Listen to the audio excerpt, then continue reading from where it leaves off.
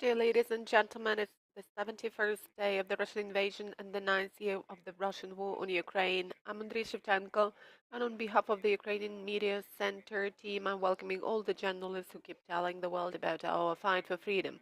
At this briefing, we would like to tell you about the Ukrainian and international initiative Razom for Ukraine, or Together for Ukraine, which is the initiative specializing in humanitarian projects, in particular specializing in evacuation of children with special needs. Let me give the floor to Lyuba Shipovich, co-founder and vice president of NGO Razom for Ukraine. Lyuba, please share the information with us.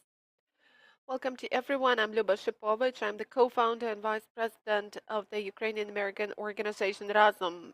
Razom initiative was established during the Revolution of Dignity, and we have been functioning up till now. Before the full-scale invasion, we were specializing in different humanitarian educational projects of assistance to veterans, medical healthcare projects. On the 19th of February, we suspended all our projects and started implementing the project, which is the only large-scale functioning project, emergency response, which is response to the actual situation, which means that 5 days to the full-scale invasion, we started actively getting ready and supplying tanks. So far, we have managed to raise more than $40 million, and for $27 million, we have already bought goods like tactical medical supplies, means of communication, satellite phones, radios, drones, tablets. We also support organizations dealing with with IDPs from the east and the south of Ukraine to the western regions of Ukraine. And our main objective is not only to buy something and to deliver it to Ukraine, but to buy high quality certified goods of tactical medicine, since we have been working with the war since 2014, and we have got contacts with a lot of producers of certified tourniquets, blood stopping bandages, and we can really buy high quality medical goods. We work with experts from air intelligence service. That's why we also buy unmanned flying objects, drones, and there is a large team of volunteers behind that in the U.S., in Canada, in Europe. The supplies are brought from all over the world, and we have a team of procurement agents, about 50 people. These are also the people working at the very housing facilities in Canada, in the US, and in Poland, and they do the sorting. It's also about 3,000 people working at the sorting process, and there are 100 people working at raising money and donations, and then all this is supplied to Ukraine, where we have very housing facilities and depots in Lviv and Cherkasy region, and we have a volunteer team. This is a team of people who also do the sorting, ensure supplies directly to military units. Let me give the floor to Evelina Kurilets, CEO of NGO of Razom for Ukraine. Evelina, if we start from the end, what about the practical deliverables? The practical deliverables could be announced in figures. Over this period of the war, we have managed to perform more than 550 orders or meet the requirements of 550 applications. We provide our goods directly to medical hospitals, to medical units at the front line and in the east of Ukraine. As Lyuba has mentioned, our fund is a mechanism, an organism functioning both abroad and here. Here we have more than 45 volunteers who, in their peaceful lives, were dealing with absolutely different things, but here they managed to get self-organized and to create a team, to create a fund that fully provides for the whole process from sorting and logistics up to the supplies to the front line, including also acceptance of admission of applications. Our fund has focused on the most important things, which are quadricopters, tactical and hospital medical supplies, means of communication. These are the things which are an urgent need. And we are urging everyone to focus their efforts and to focus on those basic fundamental things for the current period. We are open to cooperation, and if anybody needs our assistance or anybody can support us, welcome. Vitaliy Svichynskyi, head of social movement Children We Will Make It. As far as I understand, this is one of the directions of your joint initiative. Ukraine heard about Vitaliy and his family when you were raising money for the treatment of your son. Dima, we will make it. This was the slogan back then, and the whole world was raising money for the drugs necessary for your son, and that is a great success story of uniting the effort of the whole community. How did this experience help you in what you're doing now? I'm sure that the campaign we are holding now is also going to be a success, and Ukraine will definitely win in the war on Russia. I'm really grateful again and again to all Ukrainians since over 80 days, $2 billion were collected, were raised to save our son. And I'm going to tell you that my civil duty and my human duty as the person who had really felt the love of Ukrainians for their children and their citizens, I feel that it's my duty to do my best for us to become stronger, for us to win. And of course, my duty is to help all those citizens of Ukraine who have got into trouble, who are staying in the front line areas with children, with sick children in particular. And our NGO, our social movement, Children We Will Make It, was actually given birth to jointly with the Razom organization, and we started with evacuation. We evacuated families with children, in particular children with special needs. We went to the east, we went to Kharkiv, Mykolaiv, and other frontline areas and try to evacuate such people, such children. We evacuated more than 10 children with SMA from the dangerous area, and now they are undergoing treatment in European countries. And then further on, the initiative kept developing, and we started evacuating all families with children, and we have evacuated more than 500 people, which is a great job of our team. And let me express my gratitude to all the people who now put their lives at risk but go to frontline areas, to hotspots to evacuate people. Also, we transformed later and we decided to evacuate not only people, but we decided to also deliver those super important humanitarian convoys, so we deliver these convoys and we take people back, evacuate people. There is another question about evacuation of children with special needs. If you are asked what stories you remember the most, which story would you recall? To tell the truth, I will recall the story when we took our own cars because we didn't have such a transport fleet like we have now, 8 buses, and these are buses exactly for children and people with special needs. But then we took our own cars, and it was very difficult for us to take children who were actually bedridden. We had to evacuate them in motor vehicles in our cars, and we tried to create the best conditions possible. You remember that there were great traffic jams where you had to stay for about 14, 17 hours, and we could not uh, do anything but just spend the night right on the highway, and it was difficult. But everything is fine, and these children are finally safe, and I'm happy that we managed to evacuate them. If there are any questions from the audience, please let me know. And let me ask um, any of you, a question to all of you. What about the needs? Have the needs changed over the period of those 71 days of the invasion? Definitely the situation is changing. People are changing. The understanding of the prospects is changing. So what has changed? Yes, when we were just starting our work, um, we actually based our activity on our own experience of 2014 as far as the needs are concerned, the needs for the front line. But then we started getting requests from military units and we changed the procurement process. Now in demand are good certified tourniquets, blood stopping devices, because this is the first thing you're going to use whenever you're wounded.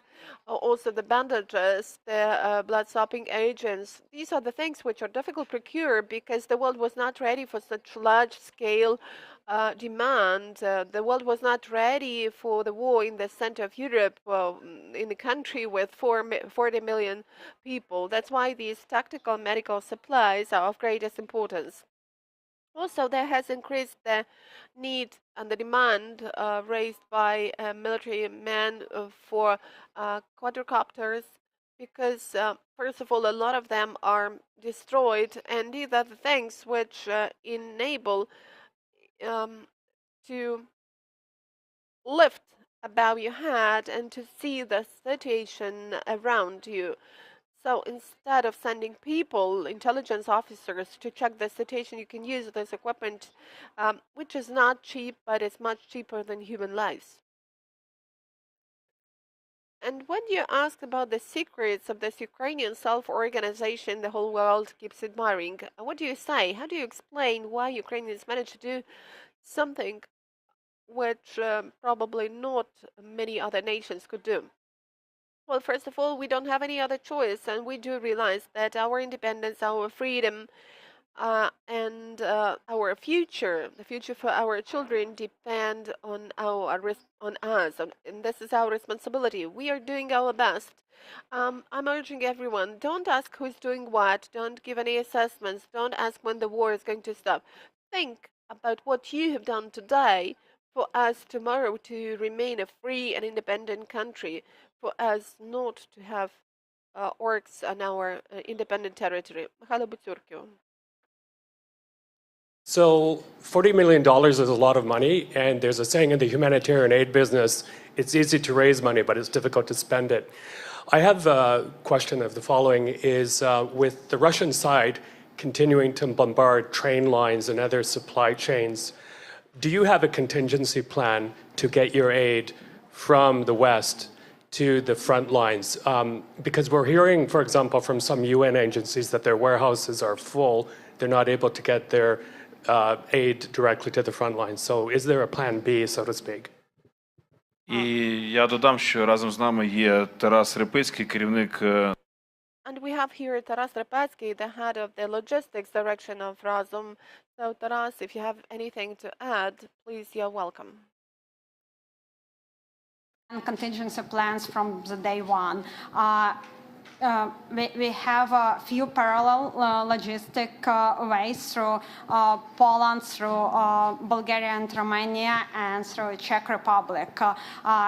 We also have warehouses in different regions on the border to use them if ways through Poland won't be possible to use and deliver through Poland.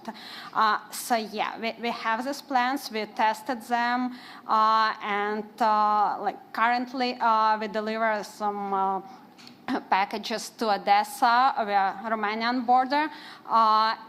As for Ukrainian deliveries, I think Vitaliy could answer more on what's our contingency.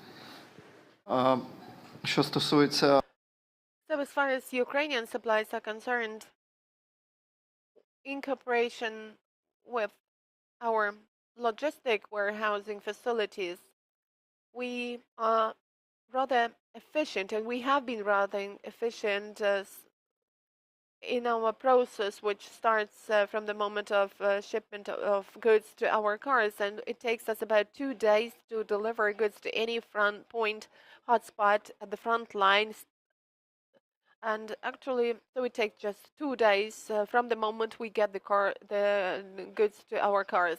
I've just got back from Lysychansk and then Slavyansk, Kramatorsk. We delivered goods for military units in those directions.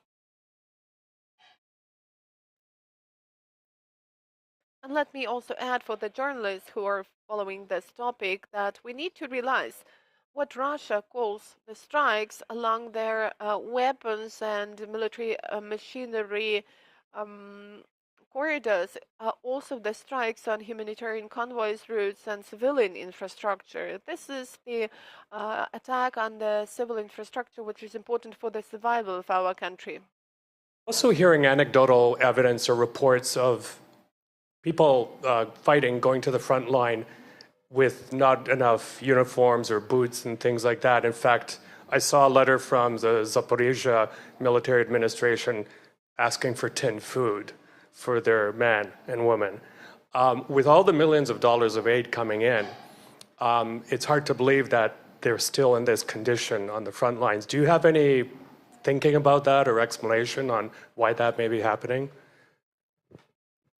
I think the main reason is no one actually expected the scale of the war. Ukraine army was trained pretty good, strong, but Ukrainian government, Ukraine expected fighting on the east, probably South Ukraine, but no one expected full scale. So Ukrainian army was not ready to scale up 2-3 times. That's why volunteers matter. Volunteers helping Ukrainian government, Ukrainian army to scale up much faster. And as for basic stuff like ammunition and food, we decided to focus on things that are really critical, like tactical medicine and communication devices. You can fight in jeans, but with drones, you can see what's happening around you. With tourniquets, you can save your life and life of your brother or sister in arm. We also deliver MREs, meals ready to eat, to the front line, but we try to not spend money on them, but get them donated to us from United States companies. Останнє запитання. Я знаю, що в Сполучених Штатах Америки вам вдалося I know that you managed to raise $40 million in the U.S. So how did you manage to do this? Because it's quite an amount of money. Was it the money from the ordinary people? And how did you generally manage to do this? And how do you cooperate with the senators of the U.S.? As I've already mentioned, we have a team working at fundraising, donations, and our team started with one person, but now we have about 100 people. These are all volunteers working in the U.S., in Canada. And I would say that on the very first days of the full-scale war, we even didn't have the need to take any special effort to do fundraising. Unfortunately, ordinary Americans wanted to donate money to Ukraine, but they were looking for the organizations they could trust. And since Razom has existed in the U.S. since 2014, the people knew us, people trusted us, and they donated money. But there was also a paradox that any organization with the name Ukraine in its title was given a lot of money. That happened on the first days of the war. Due to the fact that Ukraine was on all the news. Ukraine was everywhere. In the first weeks of the war, we had about 15,000 transactions a day. And the average amount of every transaction was about $120. There were checks for $5 and there were checks for $1 million.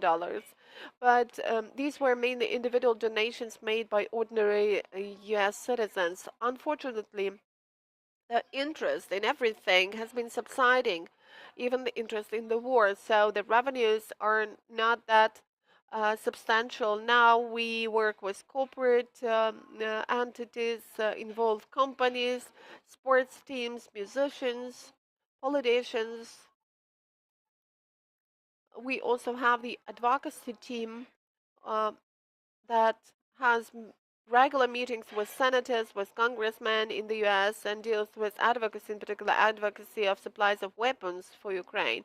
We, as a charitable fund, unfortunately cannot buy weapons and provide for the needs of Ukraine for the goods it needs to defend the country, but we have U.S. citizens on our American team, and we may address, and they may address their representatives and demand weapons supplies for Ukraine. That's what we do as well.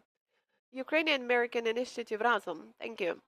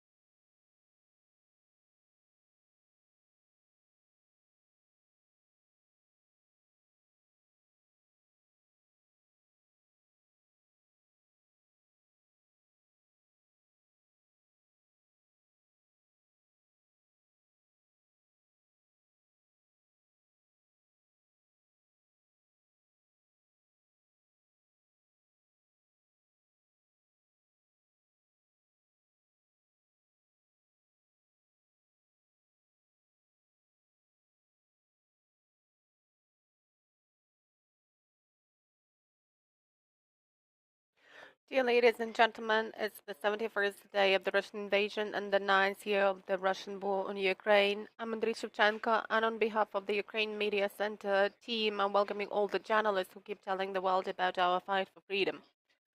Our today's interlocutor is going to be Tymofiy Mylovanov, the advisor to the head of the Office of the President of Ukraine and the President of Kyiv School of Economics.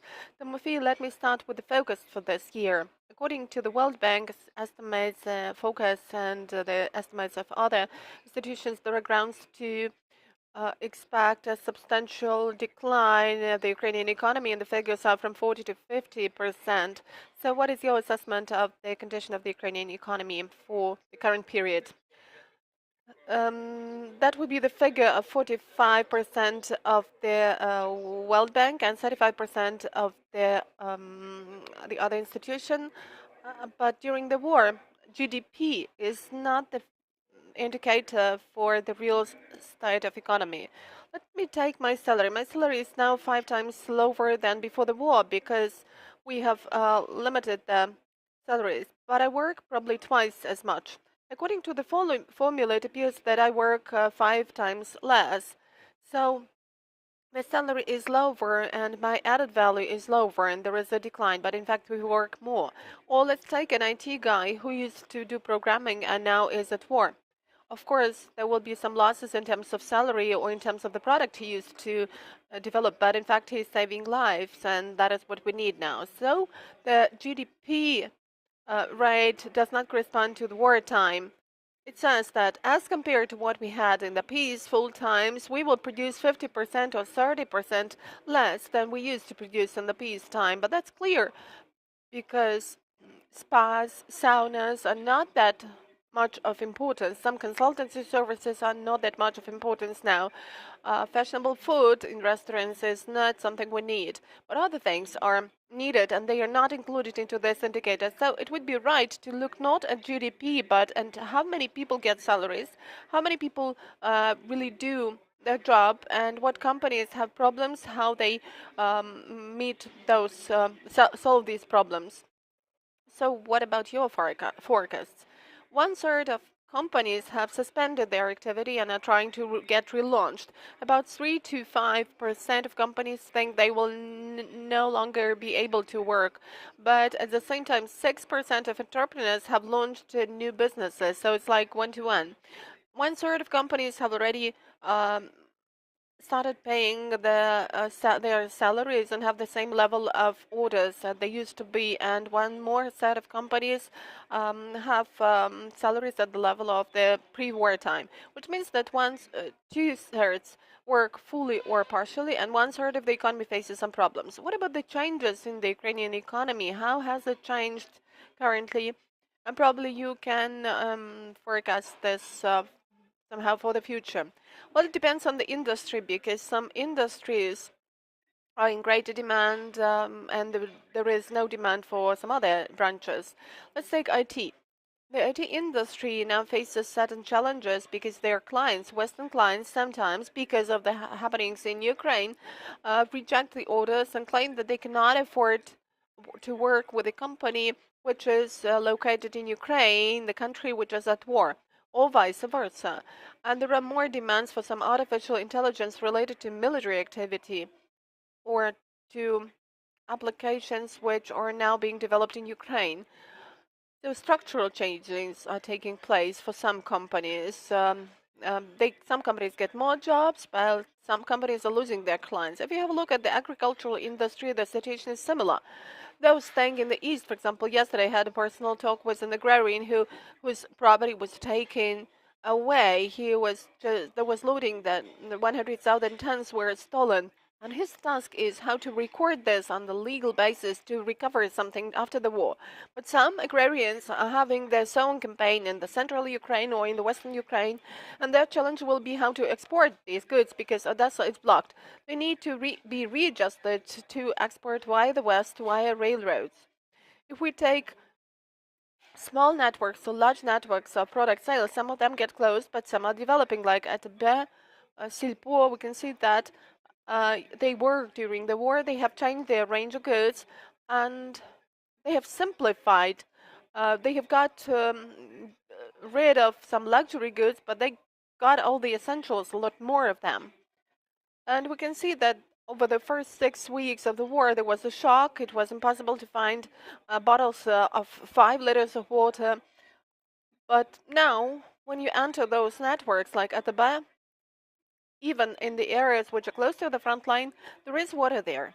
This is just an example. Even in Kyiv, there is a vegan cheese in shops, so retail has recovered.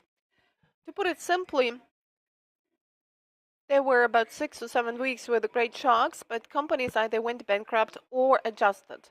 You mentioned an IT sector, and there was a research showing that 89% of IT experts keep getting their salaries, which probably shows that this segment of the economy has great capacity to survive. For you, as for the researcher and the former Ministry of Economy, what sectors of the Ukrainian economy are of greatest interest now? What is of interest for you to follow? I think that in the future, the most powerful sectors will be the sectors related to the technologies and uh, production of military equipment, directly or indirectly. That will keep developing because we have a great direct experience, combat experience. There will be military applications. And for example, there will be some innovations in unmanned flying objects, in IT branch working with drones, or with repairing of equipment in the way for this equipment to be crisis resistant during the war, which means that after that, people will start their companies and sell all 4 wheels. These are the vehicles which can go off-roads and not be broken because there will be a lot of demand for that. Or let's take small drug boxes. You know, in the war, Israel developed its medicine, and we will have the same. Our medicine and production of specific drugs, in particular the ones related to urgent medicine, will be developing. We will have drugs. The same will happen in the IT industry and in logistics because logistics during the war is chaotic. It's called war nightmare logistics. It's very complex logistics, and the companies like Nova Posta, Ukroposta, or small transportation companies will learn to work in highly complicated conditions. And these models, from IT models to business processes, will be exported and replicated all over the world. So the industries which are necessary in the wartime are developing, and we need to invest into them. Just a couple of practical issues from today's life. What about fuel? What is happening with fuel in the market, and what could we expect? Demand and supply.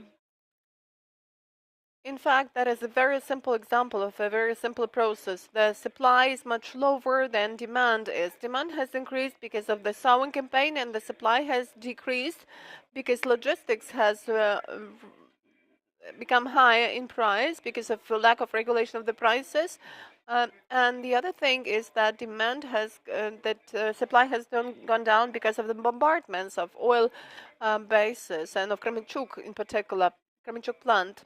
That's why companies, producers have lowered their supply, and it takes time for them to buy what has been repaired or what has been destroyed to repair this. I think that this is a temporary process. I think that within 5 or 7 days, the situation will improve.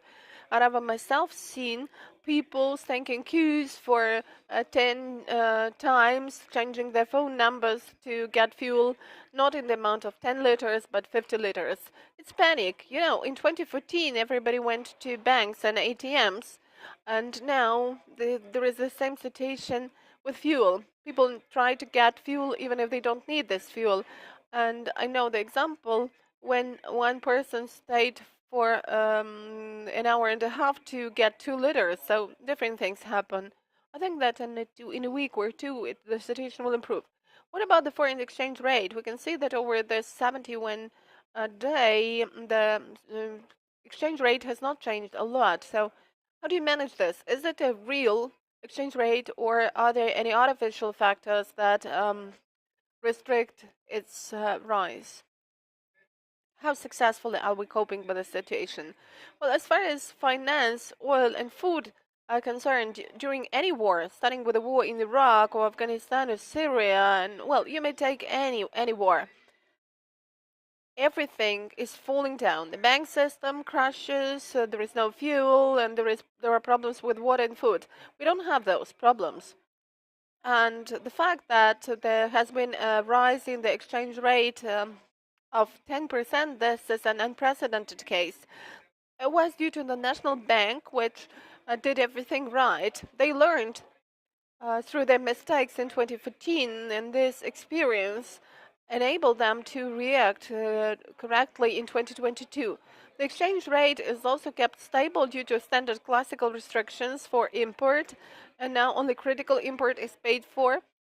And the list of critical import is being expanded for the economy to be able to function. And how is it expanded? When it's expanded, there is some demand for currency, and that's why we can see some fluctuations at the currency exchange market. I've seen even the exchange rate of 34 5 days ago, but then it got back to 32.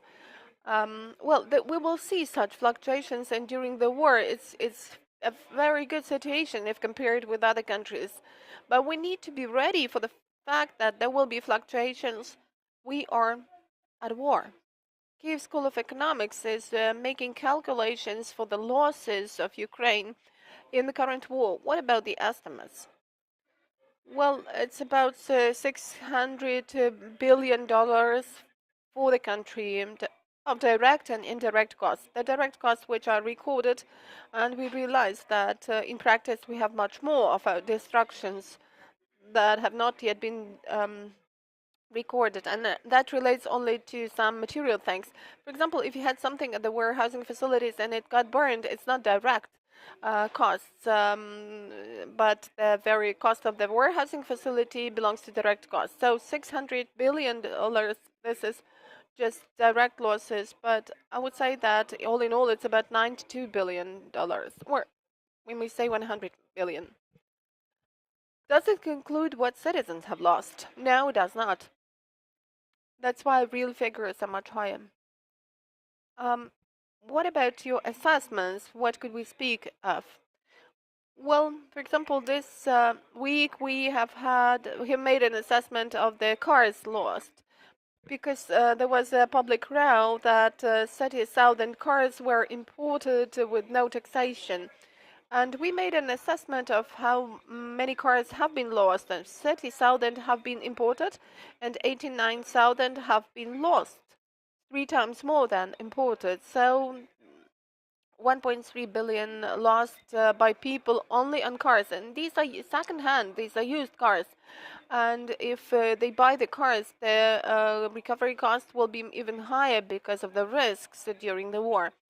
And what people have lost in their homes, well, you can compare. If a car costs $5,000 or $7,000 and the house costs 10 times more, then this means that about $30 billion is the amount of money people have lost in terms of real estate. And there are some things, or their savings, that were in those houses. My friend has told me that when he came back home in Bucha, everything was taken away from his house, even the pictures of his portraits of his children. He doesn't have their pictures any longer. So how do we assess this? Where from can Ukraine and Ukrainians take the resources to ensure the recovery? Well, there is resources: Europe, international community, Russia, which is the second source, but of course we need some political victory in this respect, and definitely through our own reserves we can do this. From what you can see in terms of the response of the international community now, how optimistic could we be? Do we have any grounds to expect substantial funding for the recovery of Ukraine? Well, during the war, that's true, we will have support, we will have financial support and support of weapons, because you saw that on the first days there were no supplies of weapons, then light weapons were provided, and now we start getting advanced heavy weapons, but it takes time, and the same happens with finance. But until we have war, we will definitely have funding. But after the war, there will be politicization process as to who is responsible for that, and Germany pays, is it Germany paying or Turkey or Poland or the U.S. paying? And when everything seemingly comes down, they will have this internal fight. Everybody will try to pay less, that's clear, but to have more PR. And there may be problems then. There will definitely be money, but the expectation shouldn't be very high because we need quick recovery. We cannot wait for 5 to 7 years until they decide, be it the World Bank or the BRD, as to who will pay, who will be the leader in this payment process, and who will be the head of this fund paying money to Ukraine. We need to prepare all this now, and we are already doing the job because whenever we are ready, we should start recovery. And recovery should actually be started now because it's a long and tedious process, and it would be wrong to wait until something is over. Donbass and the east is going on, and it this that was the situation for 8 years. So the same happens now. Russia will remain as a threat, but we need to start recovery. If we don't have aviation transportations and we have a challenge with marine sea transportations in the mid and long-term prospects, what could you see as their opportunities to physically recover the amount of export? Well, the most important export channel is sea. In general, 90% of export goes through sea in the world, and with us it was about 2/3. Now Odessa is blocked, and to unblock Odessa political and physical is possible, but the political argument should be that it stands for food security. And then the international community, under the auspices of the UN, the Food Safety Department, could bring convoys of ships.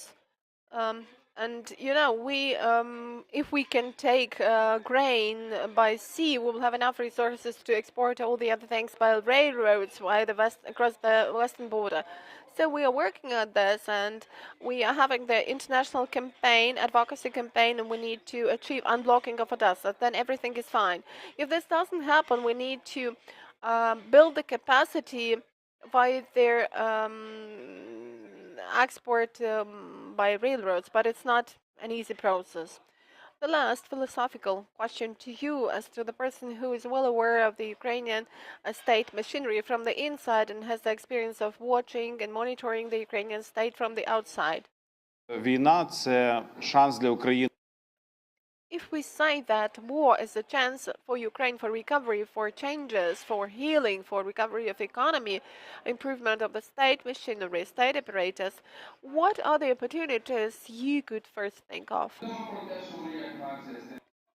I think that we as a nation are becoming more conscious, and we mature, and we realize that in the first place we have to survive, not to quarrel with each other, and we need to be competent and professional, since the one wins in the war who is better prepared, as we can see. And in the future we will be strong if our economy is strong and powerful, because due to our economy we may ensure safety and security and provide supplies to armed forces. So the main thing is for us to reject some of our emotions, our egos, and to be more competent, to learn a lot and to work a lot and to build ourselves as a nation. Let me give an example why education is necessary. Everybody says that education in Ukraine is not that much necessary, but we all know about the sanctions of cutting off from SWIFT. And since people don't have economic education, economic background, people understand that Russia will not be able to pay. This is disconnection from the world system. But Russia can pay because SWIFT is a centralized system, but only one system of payments. The payments had not been rejected. They had not been banned. If you pay with a card, like you cannot pay with your international Visa card, but this doesn't mean that the banks cannot pay via other systems. So Russian banks keep paying in spite of the fact that half of people, if asked, considered that Russia has been cut off from SWIFT. That's because lack of economic awareness, and we have a great things, like a lot of things like that. So we need to be more professional, stronger as a country, as a society.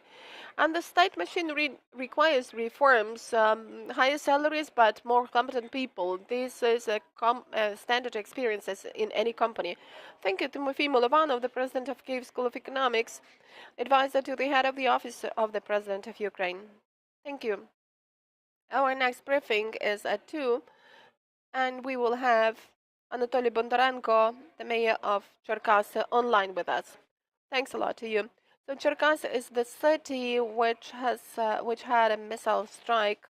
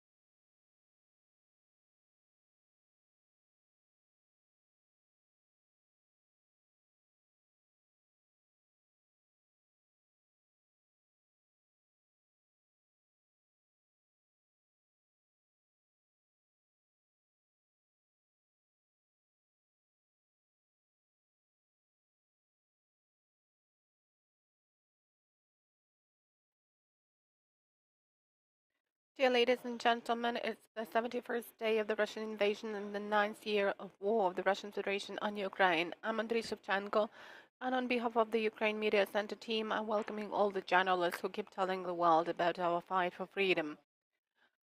We have online Anatoly Bondarenko, the city mayor of Cherkasy, with us. Cherkasy yesterday was on the news with the information that close to Cherkasy or about Cherkasy, Ukrainian air defense forces downed two enemy's missiles, which put an end to a rather calm period in the life of Cherkasy and Cherkasy region. So what are the news, Anatoly? Glory to Ukraine, glory to heroes. Yes, really, thanks to our air defense forces, two missiles were downed yesterday, and I guess that these were the missiles going to Kyiv or to other civilian cities. And thanks to the professional work of air defense forces, these missiles were downed about the river of Dnieper. Does it mean that the fragments of the missile got into the water and you don't have any destructions? Yes. But more detailed information will be provided by military men. So far, everything is calm in the city. Everything is working. Utility, municipal companies are working, and the residents of the city do our best to get our victory. What was the perception of this fact by the city? Because the city was without any explosions for quite a long period of time.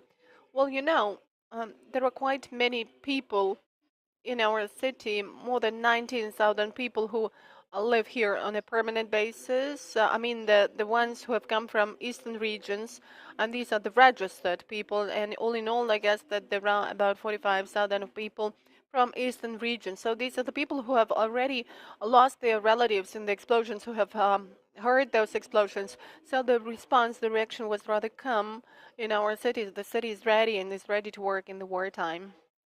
Let's speak in detail about Cherkasy. What has war brought to the city? It's the 71st day, and Cherkasy appeared to be one of the most important hubs for evacuation. Cherkasy also sent a lot of its sons and daughters to the front line. Cherkasy is contributing to the defense of the country. So what is happening in the city? Well, I would say that we live not 24 hours a day, but 48 hours a day, doing our best to help our soldiers in the front line, to help our civilians, and to help the people who had to leave their homes on a temporary basis, for them not to feel any discomfort. Because the city is located on the crossroads between the eastern borders and western borders of our country, and anyway, all the people who had to leave their homes in the eastern regions had to go through the territory of our city or region, and our task was to provide food to them and to help them in any way possible, for them not to feel any unpleasant treatment. Because people may be different, so we are doing our best to accommodate as many people as possible. If we need to accommodate 100,000, we will do this. If we need to accommodate 200,000, we will accommodate 200,000. We will share our accommodation places, and we will help everyone, all citizens of Ukraine, the president, and our people that is going to win. From the point of view of economy of the city, what has changed after the 24th of February? Well, let me tell you that people, and in particular utility companies and teachers and healthcare professionals, started treating their duties, their job duties, functional duties, in a more serious way. And they work not only for themselves, but for the people who are now staying at the front line defending our country.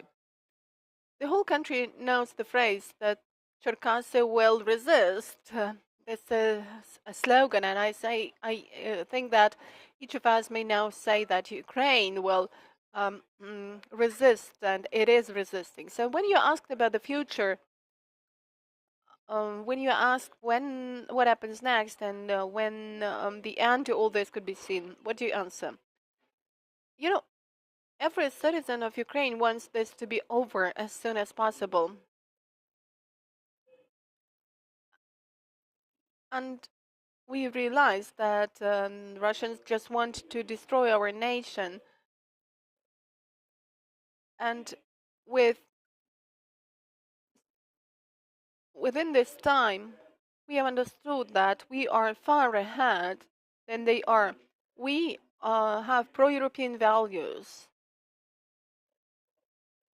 And as the slogan, Cherkasy will resist, is now popular, we will really resist together to our eastern looters, eastern enemies who are killing our civilians, who are killing our women, our children, and every man in Ukraine should now and tomorrow take the weapons and defend our future.